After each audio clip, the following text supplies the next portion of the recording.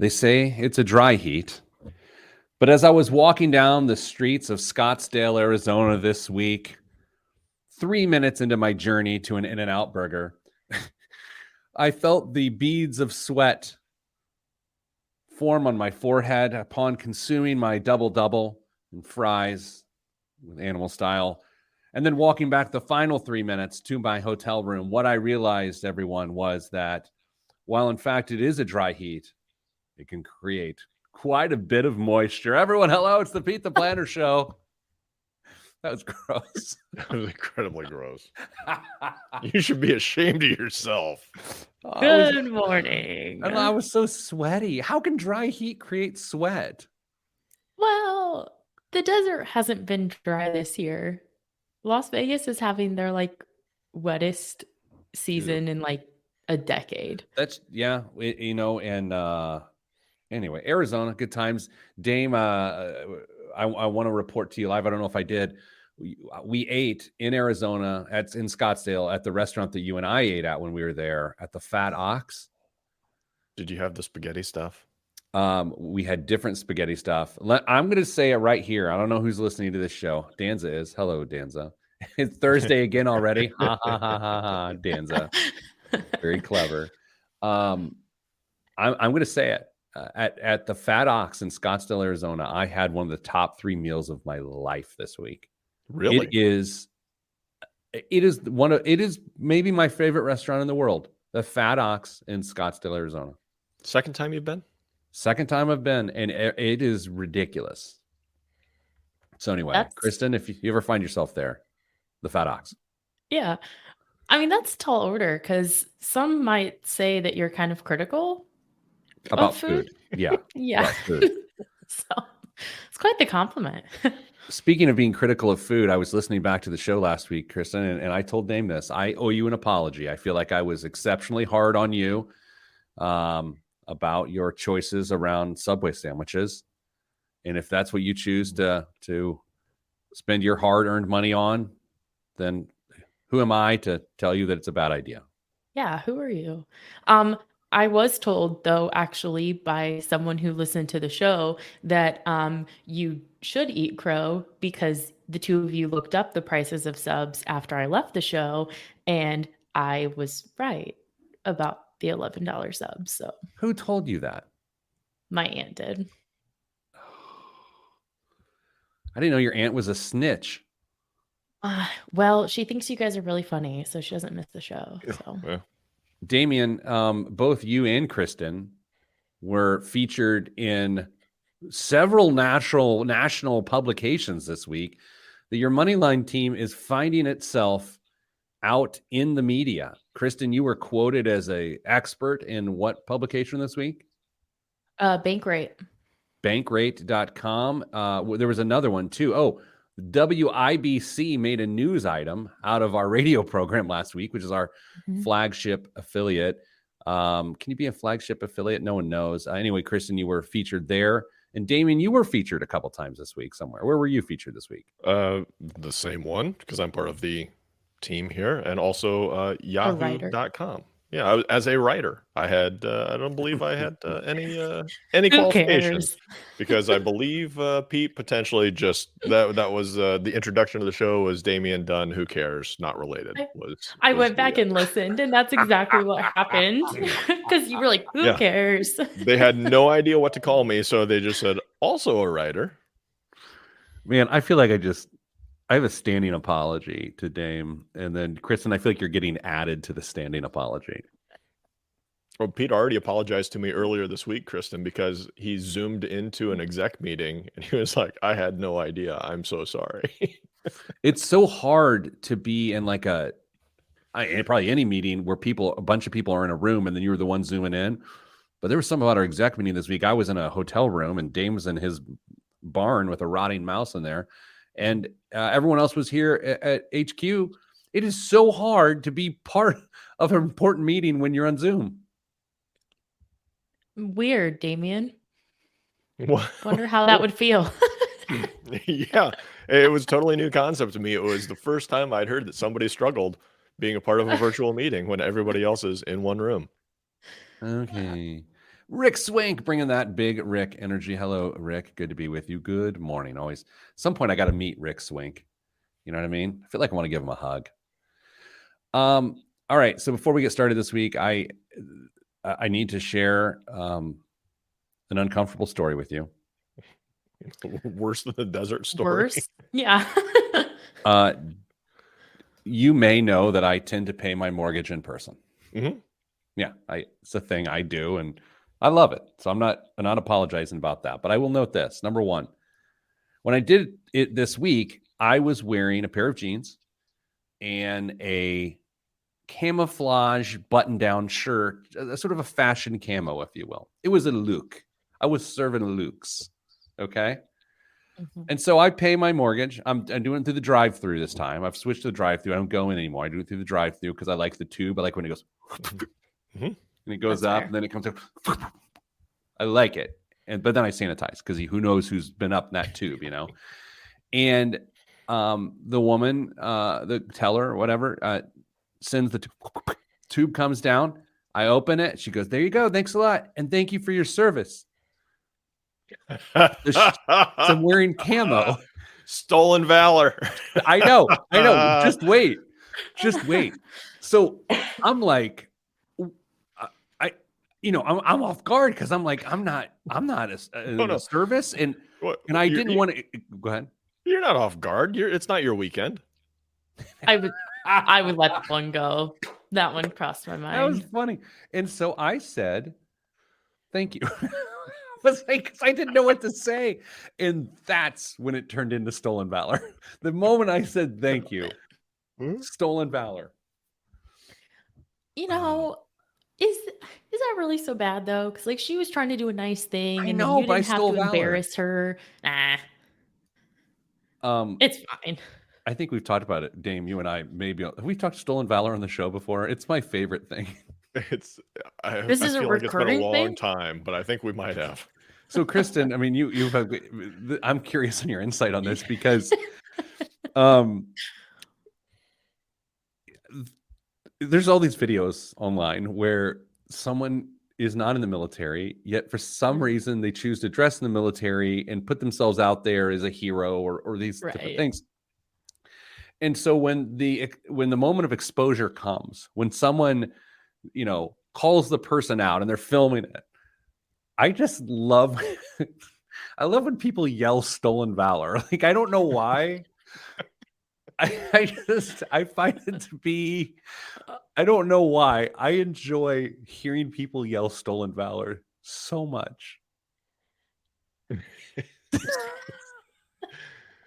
So I'm driving away from the bank and I'm looking at myself in the rear view. I'm going, stolen valor.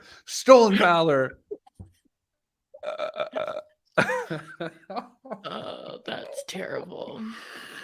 Anyway, good morning, everybody. We gotta hurry up though, because big day. Sorry, Jeremiah. Okay.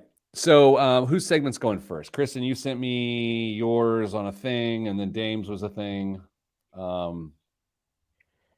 Let's go. I'll go third. Let's do Dame first. Yeah. And then Kristen second. Does that work? Yeah.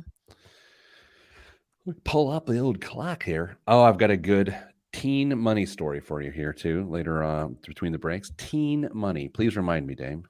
All right. Teen money. In 3, 2, 1. This week on the Pete the Planner Show, we answer your money questions. Here's how the show works. You email us, askpete@petetheplanner.com. That's askpete@petetheplanner.com. And what will happen next won't blow your mind. May make you smile. Could lead to another email of anger. Who knows? We'll answer your question on the air or not. Joining me, as always, is, and this is important, and I do care, and you do too, the Vice President of Advice at Your Moneyline, Damian Dunn. No relation. Say it louder for people in the back, please. Everyone cares. And Kristen Elanius, Director of Education at Your Moneyline. Hello. Hello.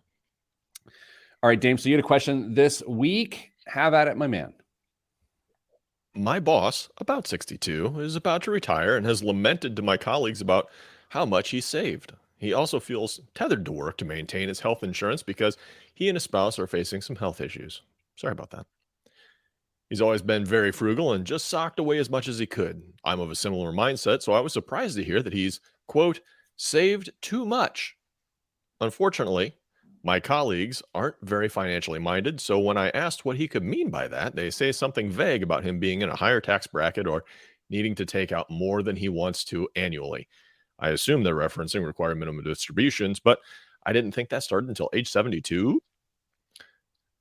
They're now all very careful not to save too much and warn me against my frugal saving habits. They say ultimately good savers get punished by the system. I wonder if his regret is centered around making too many sacrifices throughout his life for the sake of saving and now facing health issues, realizing he could have enjoyed life more as a younger man. But I was also wondering if there are real financial reasons why I shouldn't try to max out my retirement accounts and just stick with saving around 20% starting around age 30. What? First, I mean, this is where people get bad advice from coworkers. This is the epicenter of it all. From the boss. Oh, I got too much money. Thanks, Gary. All right, so Kristen, how do you begin to tackle this thing? I think I need to be very careful here because I can quickly turn into a hater reading this question. I know.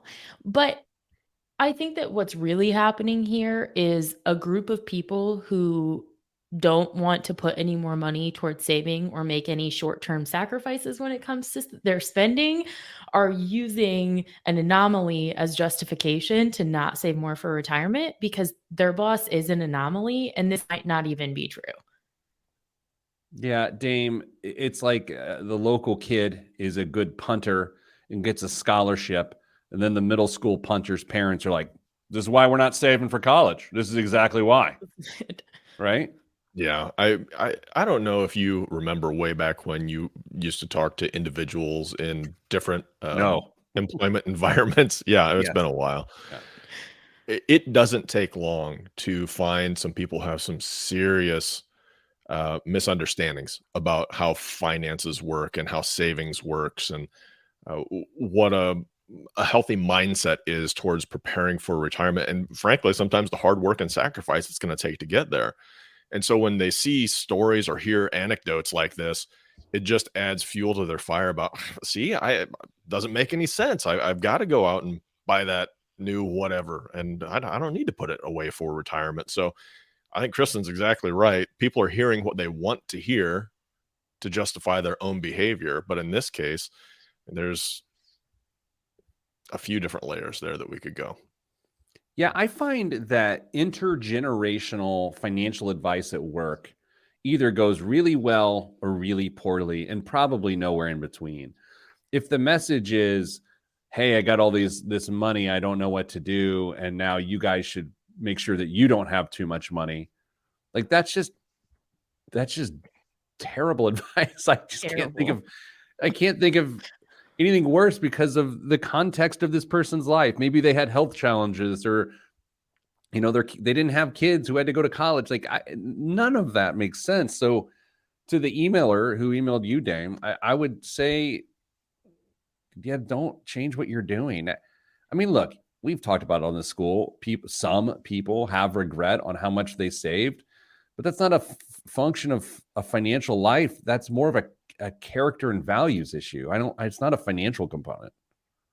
Pete, I think this brings up an interesting question on a comment that you just made. At what age are you and I too old to give advice to the people that work with us? That's a great question. Let's go to 43. Kristen for comment. What was it? 43. So last year? Last year. All right. Wait, can we go to timeout? Do we look younger than 44? Yeah. So you thought we were 43 or was the joke it was last year? That was the joke. Sorry, I missed it. I thought she was like thinking we looked young. That's a great question. You know what? And I'll say there's a couple angles to this. One of the complexities of giving mass financial advice for a decade and a half is that if it goes really well and your path does continue, at some point in time, you just simply don't have some of the same challenges that the people you're serving do. And the advice starts to seem a little bit weird. If I'm screaming at you about your debt and that you're not eating the right, pantry staples to get out of debt, yet I'm flying on a private jet, it starts to ring a little bit hollow. Kristen, I'm going to give you a second chance to answer the question, and probably with your serious answer. Do you think at some point in time, people of a certain age can't connect with someone who's 20s and their 30s about their financial decisions? I don't know if it's as much about age as about how old someone was or where they were in their career during big milestones. Because I think there's a lot to learn from someone who had to really grind during 08. I think I could learn a lot from someone who was in their working years then. But if you're someone who's kind of hit, which the next segment we'll talk about some timelines, but if you're someone who's hit some good timelines along the way, then it's a little bit more difficult to take financial advice from you, I think. What if you're somebody who's in their mid 40s but still wears fashion camo so you can play down and relate a little bit better to younger coworkers? That's the ticket. Hello, fellow youths. Exactly. I think, I think with empathy and observations as opposed to judgment, I think it can extend. But I think it's naturally difficult for an aging person, and I'm speaking, of course, of Dame and I, to fully grasp what it is to try to run finances in a person's early 20s. I mean, we're pretty good. We're pretty good at it, but that's a fair question, Dame. I think I'm sensitive to it. It kind of goes both ways though, because when I got into the financial industry, same as you, we were young, and I don't know about you, but I had a serious case of imposter syndrome, thinking I'm young. There's no way that somebody in their 50s is going to listen to some kid who doesn't have any idea what it's like to be out in the real world. And so maybe the takeaway actually is that people are most comfortable usually talking with somebody within a certain range of their own age about their finances, just because there's some familiarity there. That's so true. Kristen, early in your career, which you're relatively still much younger than us. Do you ever struggle with giving someone in their 50s advice about their retirement given that you don't have your own experience with retirement? Yeah, of course. And I think that it works both ways, because when you were talking about an older generation talking to a younger generation or vice versa, you also can't force the recipient to take what you're saying as fact or gospel. So that's the other thing too, is people only are willing to hear as much as they want to hear sometimes. Excellent. Here's what we're going to do. Coming up after the break, Kristen, you're going to talk about how someone deals with their financial life as their school continues, and how you have to make decisions early in your career to get out of the debts you find yourself in, which sort of relates to this as well. And then finally, in the show today, I'm going to talk about an inheritance. How soon should you talk to your parents or family if you think you're going to get one? All that's next on the Pete the Planner Show. I'm Pete the Planner. Random Facebook user comments Wednesday, Thursday, Friday. Mm-hmm. Those are the days of the week. I don't know what any of that means. All right, guys, want to hear a story? Yes. But really quickly, I didn't know if this was too much for radio, but again, here we are on the podcast. A few years ago, one of you made the comment, I think, on the show that was if you're the person who saved too much for retirement because either you saved too much or you expired too early, is that really a win though? To say oh man, I saved too much because I didn't live as long as I thought I would. That's the best case scenario in one of those situations, is you expire early. So is that so good? Yeah, that was me. It's it's the idea of you're only proven right if you die, and that's not the prize you want, right? No. Yeah, I hate that. Again, I try not to, in the workplace, I try not to talk about my financial life because contextually it's just different than a lot of our other coworkers. And so and not because I make a lot of money, it's just because of family dynamics, because of my age, how old my kids are, how I grew up. And so, man, that's tough. Oh, Andy came into the show intrigued by fashion camo. So, you know, it was like a casual dress shirt that had a light green camo pattern. It was tasteful. It didn't have any patches or. It was tasteful. There was no rank on it. It was fine. I mean, what's worse, a fashion camo or like a fashion military jacket with like a pellets and those sorts of things? I think those were cute, but I don't get to speak for the community. So. All right, Kristen, are you telling me if I show up at our reunion this year in October with a fashion military jacket, like a senior leadership position jacket, you will look at it and go, "That's cute." I think it can be worn well, yes. Damn, this has got to happen, right? We're getting swag is going to be in the BDU sense of we're just everybody's getting ranked and camo.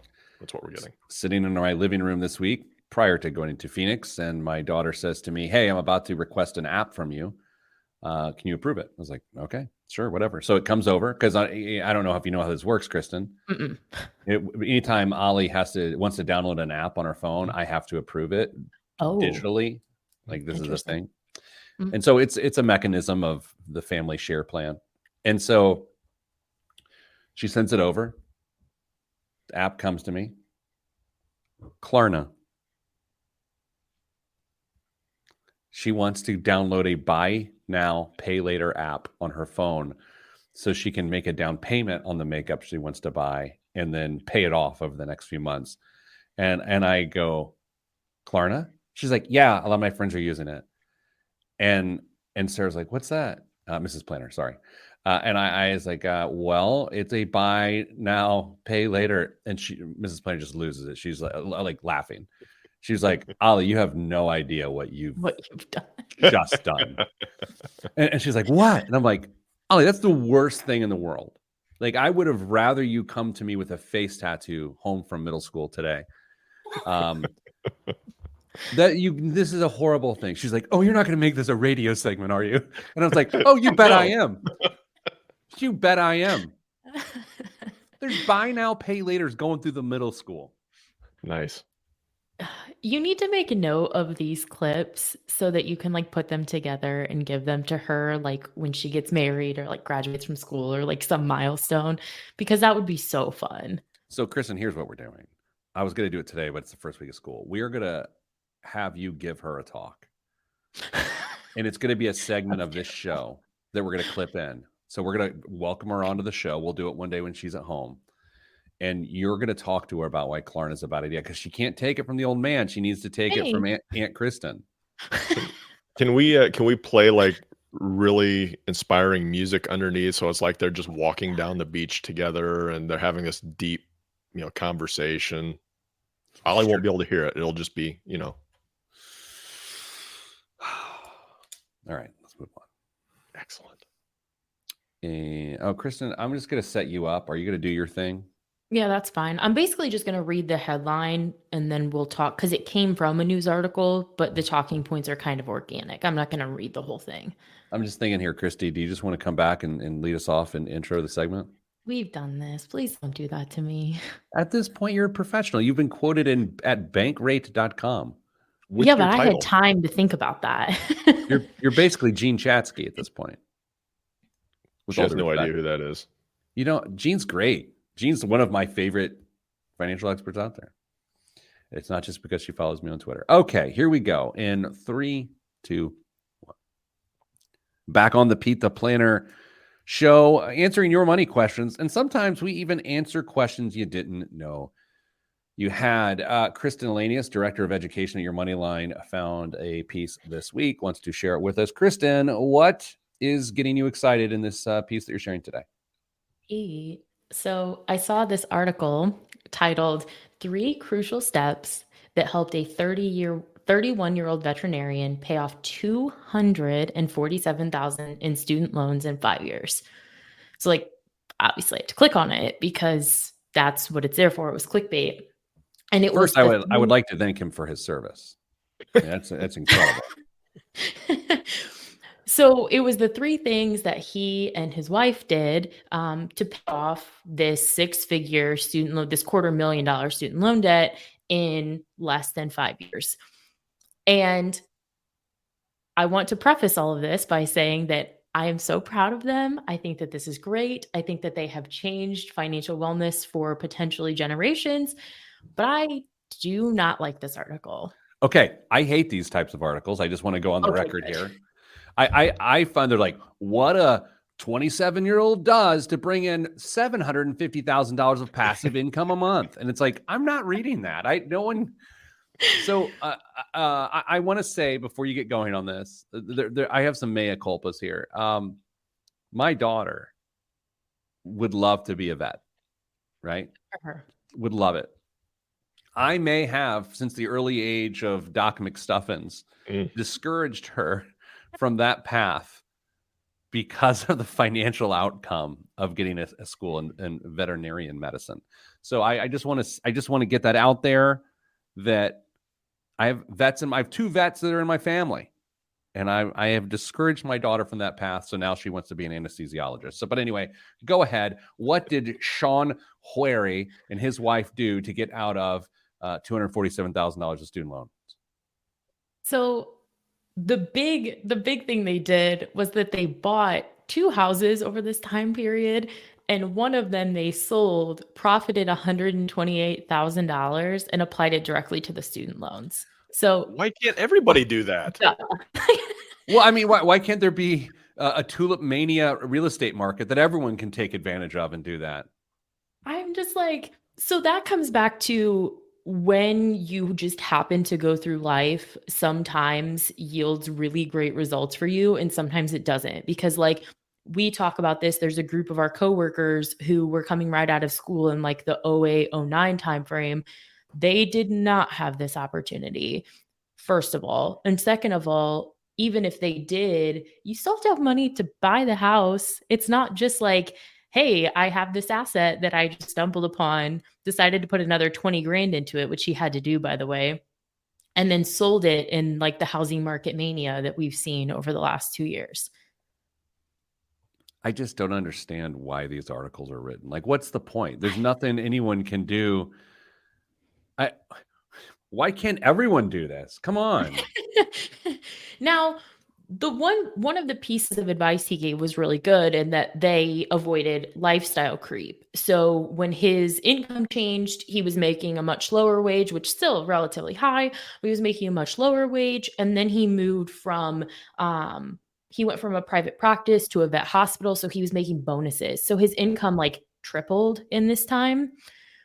The kicker is that his bonuses were twice as much as what his first salary was, which makes it a lot less impressive, because his salary was $75,000 at the private practice, and he was making up to $132,000 in bonuses at the hospital. So there is some, I mean, honestly, like looking at your career, who employs you, income opportunity, because I'm sure at the private practice, there was some benefits. I mean, there's a reason that it was a good idea, but then he got pretty practical. Yeah. I mean, you almost have to do that for whether it's dentistry or being a vet. I think you have to do a similar thing. Well, and I'm sure that there were a lot of sacrifices that came with that too, because when you're making $75,000 at a private practice, which I don't know if vet pro is like a standard term, but I have a friend that like we've talked about like comp that way. But like when you go from a private practice to a vet hospital, I'm sure he's like on call. I'm sure that the situations he sees are much more emotionally taxing. So like, it's not like those dollars didn't come without sacrifice. So I do think that point of the article is very commendable, is deciding you needed to make a move that maybe you did or didn't want to make, and it changed the trajectory of your financial life. Damn. You've said nothing. Yeah, I thought it was frozen for a second. It was a great conversation. It was kind of like when you zoom into a meeting and you're the only person not in the room. It's kind of what it was feeling like. But Kristen, you and I discussed this. A lot of the issues that people face around getting debt taken care of require changes that aren't going to be comfortable, because you've gotten yourself to a position that is you can't fix it. You just can't fix it with where you're at, with the income that you've got. And so there are a few things that have to change. You got to find a way to make more money, or you got to cut back on your expenses. And if you can do both, even better. But This is definitely on one of the ends of the bell curve for people to get out of their debt. So as inspiring as this story may be to some people, it's going to seem wholly unreasonable to a whole big swath of other people, and it almost does probably as much of a disservice than it does as an encouragement. All right, I want to go a different direction here. I mean, since he paid off $128,000 of the $247,000 in debt via selling a home, let's subtract that off. So that leaves him $119,000 that he's paid off. Okay, so he did that in 60 months. Let's see what that actually looks like. So he still paid off just under $2,000 a month for 5 years. I mean, that is an impressive effort. Yes, Kristen, to your point, the big chunks of bonuses that did that were really helpful. And while his effort and purpose is sustainable, I don't think the true mechanism of sacrifice, I just don't know. This seems like such an apple and oranges headline to article. You know what I mean? Mm-hmm. Yeah. Well, and the reason I kind of wanted to talk about it today is because it looks like we might actually enter repayment, which I might eat those words by the time that this airs, but it looks like we might actually enter repayment on student loans. And I love these articles because I would love for them to bring people together and be like, hey, we can do this. Student loans are not this impossible thing. But when you read something like this and you're the average borrower who's just trying to make it month to month, and now you're trying to reintegrate a $300 payment into your life that you haven't paid for 2 years, this almost makes being free of student loans feel like it's unachievable, which I don't want that to be the takeaway for everyone else. Well, that's why, I'd say the mindset is scalable, right? This is the idea that Sean with a W, which is the right way to spell Sean. The reason that he made all of these decisions because his priority was to get out of debt. I mean, the reason he saw the opportunity to sell a home at $128,000 profit was just for that. So that is a reasonable takeaway. If something is your priority, then all the opportunities that come along feed that priority. So I think that's great. The other thing that he did, just to note, sorry, Dame, I wanted to make sure we get the third one in before the end of the segment, is that he refinanced his student loans twice. But when you're making such large payments on your student loans and you're only moving the interest rate by maybe 1%, I don't think that refinancing is the answer. So that's the other thing that for the average viewer or reader, don't think that you have to refinance your student loans to be rid of them. Yeah, I think refinancing your student loan debt rarely works out the way you think it's going to. It's one of those things where you're fresh out of school, you don't refinance. Just sounds smart. Oh, I lowered my interest rate, but what are you really doing? And interesting takeaway from the article. Okay, here's what we're gonna do. Coming up after the break, we're gonna let Damien talk, and he's gonna talk about my topic, which is when you know you're gonna get an inheritance because someone sort of whispers about it. How many of those details should you learn about prior to the inheritance heading your way? All of that is next right here on the Pete the Planner Show. I'm Pete the Planner. I'm sorry, Damien. Dave's on a Zoom call. In my defense, ever since the week that we had 2 awkward silences in one episode, I've been gun shy about it. I'm somebody's got to talk or we're going to get in trouble. Who would you get in trouble from? I don't know. Oh, there you go. I guess. Yeah, you're damn right. No, sorry. No, now I'm going to have to put explicit on the show. Oh, man. Hey, if there's any kids in the car, what I meant was the Hoover Dam is in trouble because of what is going on at Lake Mead. And so you need to talk to your parents about climate change.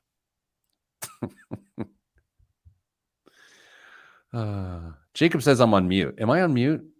Nope. Mm-mm. Damien is, though. Nope. Oh, Dame was on mute. Okay. What were you going to say, Damien? Who cares? Doesn't matter. No, go ahead. I honestly couldn't tell you what I was going to say. Oh, must have been a so lie. it was deep. Yeah. I do appreciate Kristen being out there submarining news stories that I had up in the queue, though. Jacob says student loan repayments and whatnot. Oh, sorry. Jacob's joke was about mute Zoom calls. Oh, Sorry, Jacob. Brian Pinkins joins us. Hello, Brian, Mr. Pinkins. Okay. You ready to go? Let's do it. Let's do it. In 3, 2, 1. Back on the Pete the Planner show for my Indianapolis Business Journal column this week. I answered an email from a reader. And so actually, sometimes when you send us an email and ask Pete at PeteThePlanner.com, sometimes it's on the radio show. Other times I'll just write about it in the newspaper. And if you don't subscribe to that newspaper or you can't get behind the paywall, your financial life will remain ruined while I solve the challenge for someone else. So the question is, Dear Pete, I'm 32 years old and come from a very wealthy family.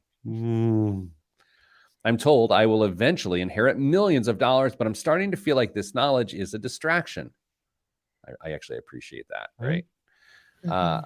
I think about it way more than I want to, yet I don't know many of the details of the situation. I obviously want to lead a comfortable life both now and in the future, but I'm not sure how to think about the future. I hope I don't sound like a brat. It feels like one of the situations in which, unless you've been in this position, it's hard to understand how it grinds on you.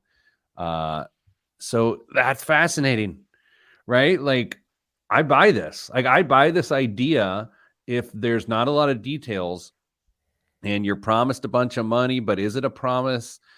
Like, what are you to do? And this just simply comes from my experience, not personal experience, but professional experience. I've seen so many people on the other side of the spectrum from Eric, the emailer, and letting that knowledge impact their willingness to set money aside. So interesting. My initial response was going to be ignore it, pretend like it doesn't exist. Like you've got to prepare for your own future and develop all the good financial habits that you're going to need as well. I still think there's something there, but then I wondered, if you knew what the future held for you, would you be more willing to take some calculated risks? You're still trying to do it on your own. You're not taking wild, crazy swings, but maybe you're on the fence about starting a business. But now that you know that it's not nearly as important for it to be successful that first time out of the gate, maybe it gives you that little push to go out and maybe achieve something truly great on your own. And I want to say there might be something there too. I don't know where to come down on this. This is tough. Kristen, if you knew that $2 million was coming your way, but you didn't know when, how would that impact? I'm just picking a number, right? Well, how would that impact your decision-making about your own financial planning? There are 2 ways that I might go with that. But if I didn't know any other details, I would try and plan for without it.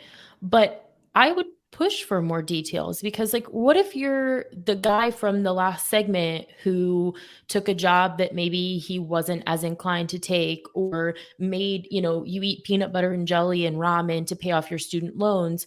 If you don't have to make some of those sacrifices because you might have this financial privilege, like, should you have to? And I don't know that the answer to that is yes. So like, I would push for additional details so that I can make calculated decisions about my financial life. Dame, how do you take into account the idea that the wealthy family's reality could change? And what about the priorities of the wealthy family changes? They say, you know what, I'd rather give this to a community foundation. Or what if Eric, the emailer, has a falling out, which can happen. I mean, I don't want to be like, what if aliens land and abduct Eric's family? Like, I don't want to go that route, but like on some level, hard and fast wills can change. Oh yeah. Yeah, totally. I'm sure you and I could share some stories about how wills and families and second families can absolutely destroy what you may have thought your financial future looked like in really short order. But that's why I still think you need to try and plan for your own, because not only do you not know if you're going to get it or when you're going to get it, but then you don't even know what the wealth is tied up in. Maybe it's something that could go away really, really quick. Maybe it's something that's durable and will just provide income forever. unless you have those details, it's going to be really hard to say, yep, I'm good. Let's go with this route. So if you're going to get in the weeds on this. Make sure you can get as much details as you can, or as many details as you can, so you can make an appropriate decision. I am probably still of the mindset that you take care of business on your own. If you want to get some information, great, but I would just rather pretend that it probably doesn't exist, honestly. And if you maybe you can get some assistance with whatever you're dealing with from your parents or whoever the inheritance is coming from now, if you want to take some of those swings at it, if you're sure you're going to get it. But I don't know. I'd probably pretend like it doesn't exist. I know Kristen's different. Now, Kristen is a very direct person. Kristen, how do you approach the wealthy family? What do you go and say if you're Eric? How do you do that? I mean, you'd come out right and say it, but you're not Eric. How should Eric do it?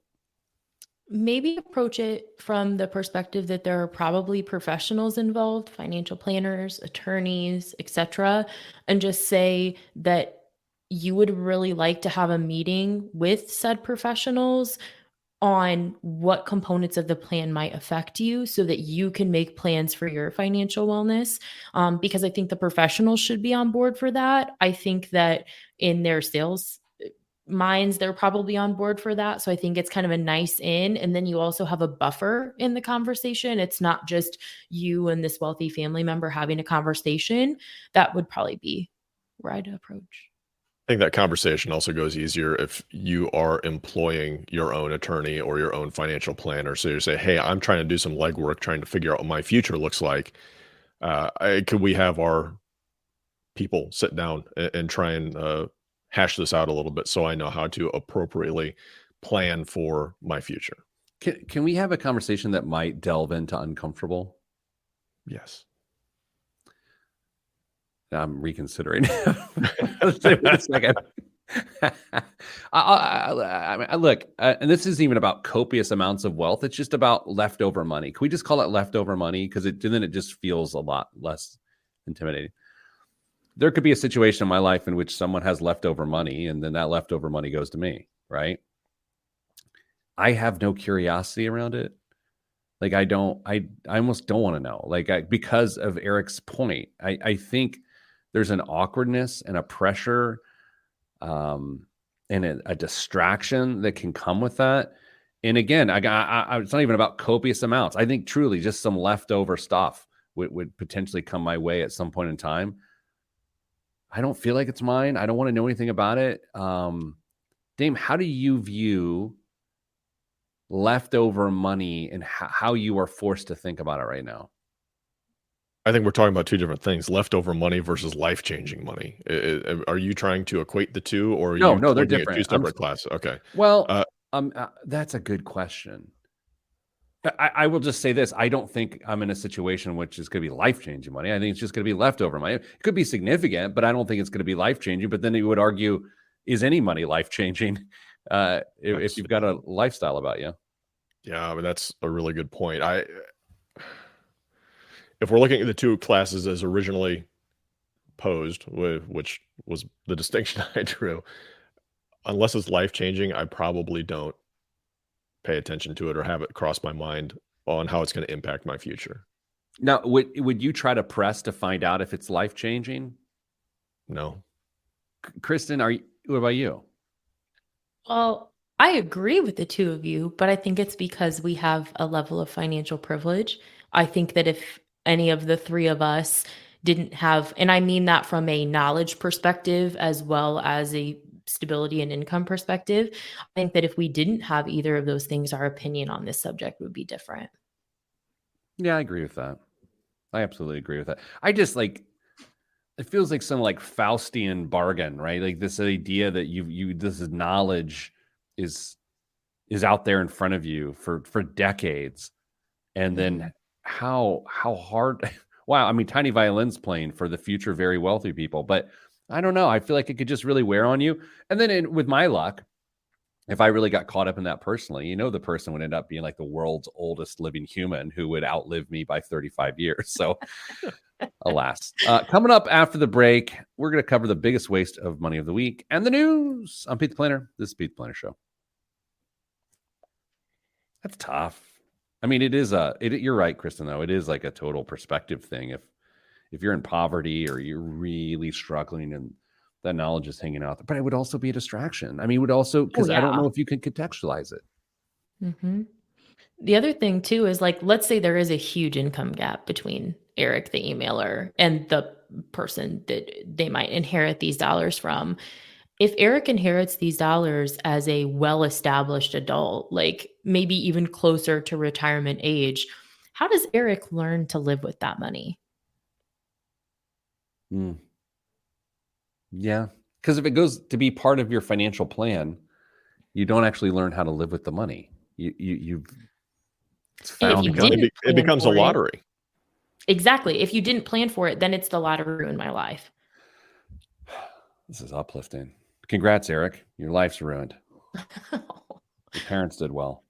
All Eric's waiting for is an email back. He doesn't listen to the show or read IBJ, and he's never going to know this. Well, that's true. Okay. In the spirit of nothing, let's continue. Dame, I love that you were described in that news article as also a writer at your money line. It was great. Yeah. Did that hurt your feelings?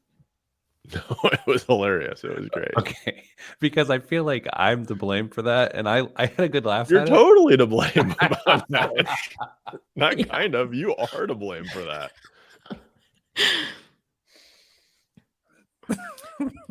I mean, to be employed solely as a writer, like, let's go. Good for you, man. Sure. Oh my God. That's really funny. You're no VP. Whatever. Dame, your point in the Slack channel was if the article had said no relation, that would have been a lot better. Yeah, if they just could have continued the joke, that would have been great. All right, let's get into. Oh, I'm not good at liquor prices. We'll see what happens here. Okay. And 3, 2, 1. This week's biggest waste of money of the week right here on the Pete the Planner Show is the world's most expensive mini bottle of whiskey. Colloquially. Oh, boy. I just mispronounced it. Colloquially. I can't say that word. Kristen, can you say colloquially? I can't. Try it. No. Colloquially. Nope, I can't either. All right, I'm gonna go. Okay, I'm going for it. Everyone, stand back. Here we go. Colloquially. Oh, let's go. I think that's good. Referred to as airplane bottles, 50 milliliter bottles are better known for on-the-go drink making and shot taking than for serious collecting. Time out. Having just been on an airplane a lot this week, I can vouch for that. That didn't stop this bottle of Springbank 50-year-old Campbelltown single malt Scotch whiskey from setting a new record for the most expensive 50 ml bottle ever sold. It was sold by Whiskey Auction last month, breaking the prior record of roughly something. I can't give you the number. The bottle distilled in December of 1919 was labeled and arrived with a certificate of authenticity. Okay, so this is a shot of whiskey. 50 mils is basically 50 mils, I believe, is a shot and a half, an ounce and a half. Dame, actually, Kristen, because your liquor guesses are always worse. They're terrible. How much does this 50 milliliters of ancient whiskey cost? Does it cost 10 grand? You guessed 10 grand. Friend of the show, financial wellness expert Phil Schumann weighs in on Facebook Live, also says 10,000. Hello, Phil. Dame? Was this auction held on an airplane? Because that could possibly inflate prices. It's a good point, especially if it was a Zeppelin. Yeah. Yeah. It would have blown up pricing. I'm going to go with $4,700. $8,800. $8,800 for a 50 ml bottle of whiskey. Do you want to know my airplane drinking strategy? Yes. I don't really drink on airplanes, but what I will do is I will order a drink, because these days, because of COVID, they won't open the bottles for you. And so I'll be like, oh, I'll have bourbon on the rocks. So they'll give you a glass of ice. They'll give you bourbon. And I just won't open it. I'll store it and take it home. And I've got a bunch of airplane bottles at home because they don't open the bottle and keep the cap. And so I do that. So I just get a bunch of free whiskey and take it home. Oh, they're free because he's sitting in first class. Okay. That was a very subtle flex. Holy smokes. What? But here's the thing. I'm not in first class. I'm even in Comfort Plus because of the amount of times I fly. I don't upgrade. I just buy a basic ticket. I just get upgraded. What is Comfort Plus? It's not first class and it's not sardine. It's like Sardine Plus. They don't have that with Allegiant. Pete needs the leg room. What's in the news this week? Was that a short joke? Was that a short joke? It was pretty abbreviated, yes. I am a short king, yes. Yeah. A short king. But I have feelings. They're smaller. Yeah. You got it for it. Yeah. Planning his budget for next month, Scott Hines doesn't know if he'll have the usual cash he needs for healthcare expenses, and recently, thanks to inflation, his higher grocery bill. That's because, like tens of millions of other Americans, he doesn't know if his student loan bill will be due. Quote, it's just been radio silence from the Biden administration. It's frustrating and stressful, says freelance artist Hines, who lives in Brooklyn and owes more than $20,000. Kristen, got a question for you. How long have we known that student loan repayments are scheduled to restart next month?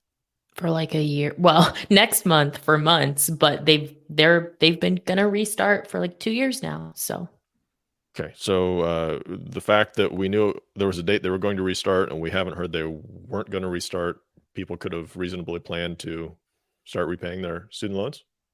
I've been on my soapbox about it for months. Okay. I've been on soapbox too, but it's because I can't see over the fence because I'm shorter.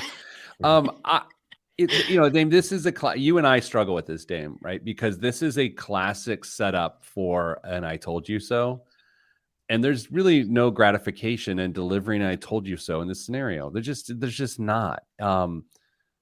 This was always going to happen. It's just like the recession. There was no chance a recession would not happen after trillions of dollars of stimulus. It was what is going to happen. And in this repayment trouble, restarting the repayment always was going to happen. And so, of course, I empathize with this freelancer in Brooklyn.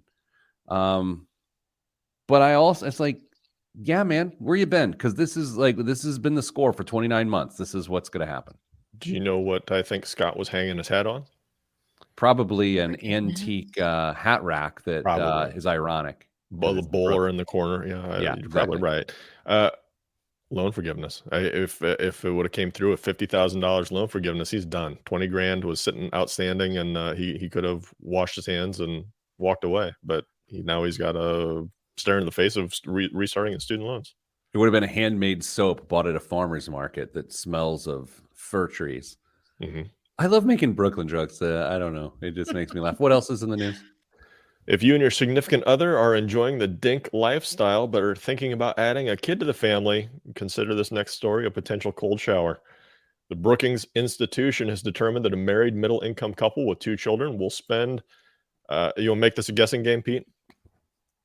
How much does it cost to rear children? Yes, I don't like rear as a verb. I shouldn't have gone that direction. Sorry. Don't rear. Just go. Middle-income couple, 2 kids.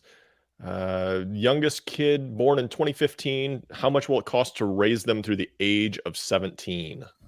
How much does it cost to rear that child for 12 years? 17. No, 17 they were born in 2015. Going to raise them for 17. I'm going to go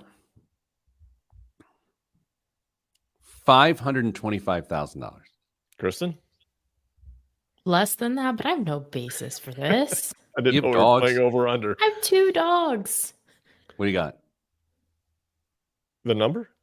Yeah. So I thought you were asking what kind of dogs. What's in your pocket? Well, yes, the number. I thought you were asking What are you kind having of for dogs dinner she tonight? had. Hey, Dane, what are you doing Fantastic. next Thursday? Yeah, what do you mean what I got? Yeah. $310,000, Pete. $310,000. The number includes housing, food, clothing, healthcare, childcare, accounts for childhood milestones like diapers, haircuts, sports equipment, dance lessons. You know what doesn't include, Pete? Therapy? Saving for college. Oh, saving for. Oh, see, I had college in there. No, you didn't. Yes, I did. No, you didn't. I did. Okay. So like, I'm going to be honest here. Maybe this is a good way. Kristen, you don't have you have dogs, right? Correct. You do not have little humans that look I have no remotely like you. humans. No. Okay. So you hear this story about the money situation of rearing children. This does not influence you one way or another because you think what you think. My question is, no one's going to be influenced by this article, are they? I don't think so. Dave, I do you think think people they will? want kids or No. don't. No, not at all. What else is the news? FDA on Wednesday approved Zynteglo, a gene therapy built from Bluebird Bio that treats patients with the blood disorder beta thalassemia, whatever. The one-time treatment, this is where it gets interesting, which helps patients who depend on regular blood transfusions face decreased life expectancy, comes at a record price of $2.8 million. It's a one-time shot, $2.8 million. The company plans to use an outcome-based agreement saying it will reimburse insurers up to 80% of the therapy for patients who still need transfusions. That's much more expensive than the shot of 100-year-old scotch that we talked about earlier. That's all we have time for on the show this week. Thank you, Dame. Thank you, Kristen. Dame, I appreciate sometimes when you write. Sending good vibes. Good vibes are all that's in the budget. I'm Pete the Planner. This is the Pete the Planner Show. That's expensive. Yeah. They think there's between 1,300 and 1,500 people with this disorder in the world. Good thing we didn't put a cap on insulin prices. You know what I mean? Yeah. So never mind. Let's not open that can of No, let's not go. worms. Hi, Lee. Good. Glad you joined us with 3 minutes left of the Lee. show. Good to see you. So, is this creepy to say I saw a picture of Lee on Instagram yesterday? I was like, oh, there's Lee. Did it have a Lee's picture of his TV though, with the backlighting and all that stuff that we were? No, it doesn't. But can I get weird? Well, yeah, sure. Like Lee's a handsome guy. Like he's got this look to him. You look at him, he's handsome. I see this picture. I'm like, I don't want to look at this picture anymore. It's too handsome. Like I don't know if I'd be able to talk to him on the street. I'd be distracted. He's too handsome. It's kind of like Congratulations, Lee. some of those. Some guys just have it, and they always do. Like your cousin's husband, who I went to school with. Oh yeah, yeah, Just, yeah. He hasn't aged in 30 years. Handsome Looks the man. thing. Yeah. Kristen, aren't you glad you're not distracted by handsome men on this show? Yeah. I knew that's where that was going. I mean, no, but I've often said, like, I can't imagine what my career would look like if I were handsome. It would make a huge difference. I think so. Dame knows my troubles. We look alike. This is what the brothers, man. Not related. All right, I gotta go. Sorry, Jeremiah. Kristen, I hope you have a good weekend. I have a big soccer weekend, so I've got my iPad here with my lineups on it, and I can sub girls out. It looks like I'm adding Polynesian sauce to orders at Chick-fil-A. The girls always think that's funny. Do you hold cards up for subs? No. I scream names. But then I've gotten to that point where I'm calling girls the wrong names. I'll be like, I'll mean Remy and I'll say Riley, or I'll mean Ollie and I'll say Molly. I'll mean Kate, but I say Katie, because this is what it is to have 13-year-old girls. Like they all have the same names. Yeah, I've got a Molly, an Ollie, a Kate, and a Katie. It's just like there's twins. I mean, it's just like They probably all have ponytails and what? They all look like a herd of teenage girls running around the field. So I must go. You know who's going to have a good weekend? Lee, because he's handsome. You can't have a bad weekend when you're handsome. You wake. Here's what happened. Here's the life of a handsome. You wake up. You go into the bathroom. You kind of just going to glance in the mirror as you're going to go to the bathroom, and you're like, "Look at that!" Like, that's the first thing you see. It's like he's tired, but look at that. Then you go in and wash your hands after you go to the bathroom. You look right back in the mirror, like, Yep, still there. And then that's your whole day. Think about how much time they probably waste in a mirror, though. You and I do not suffer from that. We just make sure we still have a face. Other than flexing, no. I mean, don't waste any time. But here's the thing: you wonder if someone like Lee has always been handsome or is a late comer. Oh, you know what I mean? Because there's some people that are always handsome, and there's other people that like age into their looks. So there's hope for us. I don't know. I'm starting to look like the end of Benjamin Buttons, or the beginning, I guess I should say, of Curious Case of Benjamin Button. Oh, he peaked in middle school. Jack Harlow's still out there getting cuter, but Lee is peaked in middle school. I feel you. I'm going to go. It's getting weird. Kristen has shut down. I don't know what I'm supposed to say. She's so uncomfortable. I have to look in the mirror to do my hair. I cannot relate to you people. I do want to apologize. Last week, I felt hypercritical of you. I was telling Dean Dunn, Christy, my brother Christy. I was like, we were all teasing, right? But I was listening. I was like, gosh, my teasing. Like there was like a 90-second stretch where I was just like right on you, and I felt bad. So I apologize if I was rude last week. Hey, maybe I'm not as soft as I thought. That's true. I can take look at it. you getting thick-skinned. You know who's not doesn't have to have thick skin? The handsome. Mm-hmm. Gosh, poor Lee. All right, everybody, stay getting money.